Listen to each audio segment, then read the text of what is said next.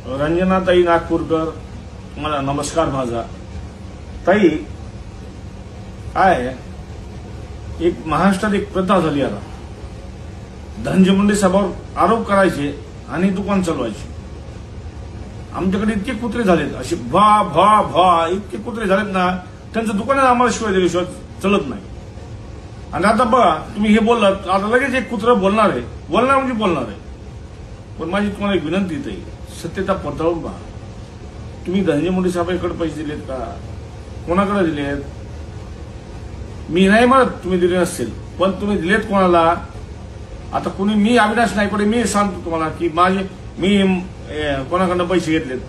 आता मी त्यांचं साहेबांनी घेतले का मग ते पैसे? ही बदनामी करू नका ताई. तुम्ही महिला बहीण, मी ताई म्हणतोय तुम्हाला, हात जोडून विनंती ताई, सत्यता पडताळी. तुम्ही या बीडला, नाही आम्हाला बोला, आम्ही येतो तिथं, सत्यता पडताळून बघू. धनंजय मुंडे साहेबांचं नाव विनाकारण ताई बदनाम करू नका हो. आम्हाला लई आमच्याकडे कमी नाही, लय मोठे कुत्रे आमच्याकडे आम्हाला बदनाम करायला बसलेले आहेत. त्यामुळे विनंती ताई, खोटे आरोप करू नका, एवढंच तुम्हाला विनंती. धन्यवाद.